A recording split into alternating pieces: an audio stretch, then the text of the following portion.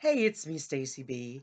And I wanted to share an experience that, in all honesty, I wasn't quite sure I was going to.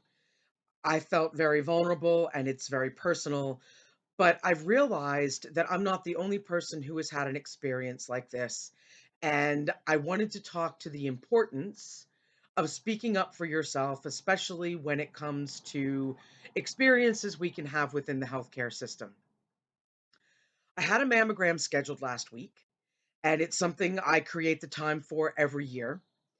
And I go to the premier cancer center in my city and have typically encountered the most lovely, kind, and compassionate people during my appointments.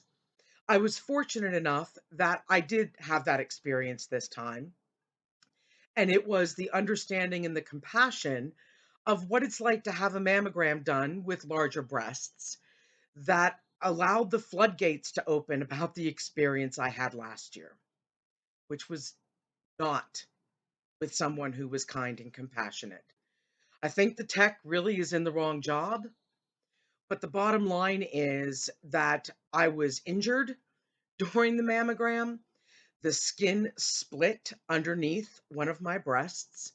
It was extremely painful, enough that I reached out to my own PCP to find out what I needed to do to make sure I was taking care of myself.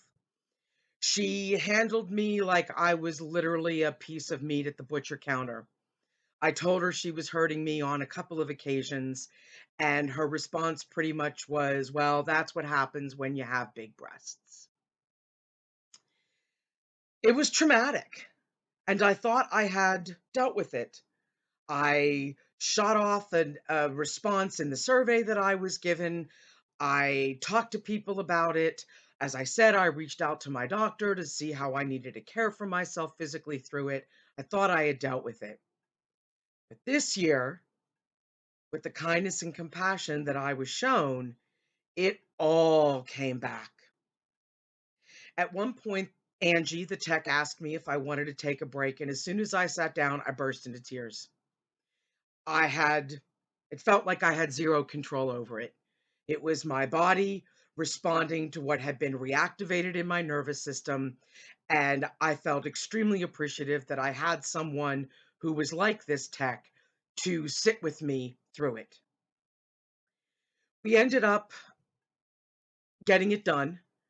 And she asked if I wanted to talk to her supervisor about the experience last year. And I said yes. This is also somebody who probably is not in the right job. Because when she left, Angie said to me, "Well, do you feel better about it now that you've talked to her?"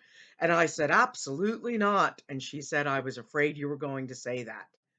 I was being listened to because it was her job, not because she cared.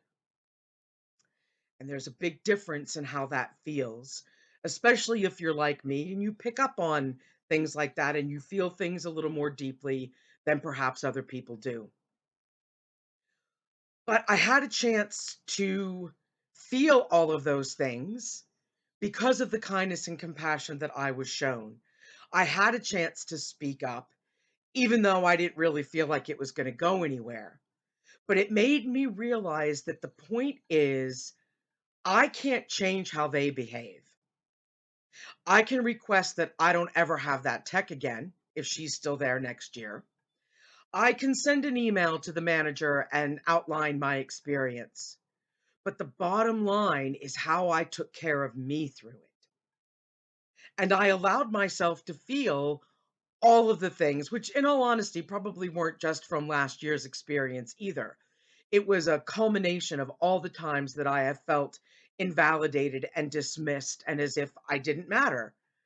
And unfortunately, because we have a tendency to put healthcare providers on a bit of a pedestal, because they know more than we do in certain areas, their behavior, if it's like that, can feel even more severe. And it's really important to take care of yourself in whatever way that means. If it means contacting a supervisor or a manager, do that. If it means making sure you don't deal with that same employee the next time you're there for that treatment or that test or whatever, do that. If it means that you do what I did, which was basically stand in the pool at the gym crying and telling myself, I am not going to tell you to put on your big girl panties. I am not going to tell you not to be so sensitive.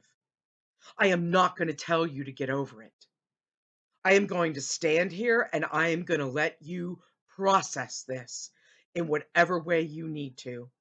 And if other people are uncomfortable with my tears and they're not willing to reach out and ask if they can comfort me in some way, that's on them.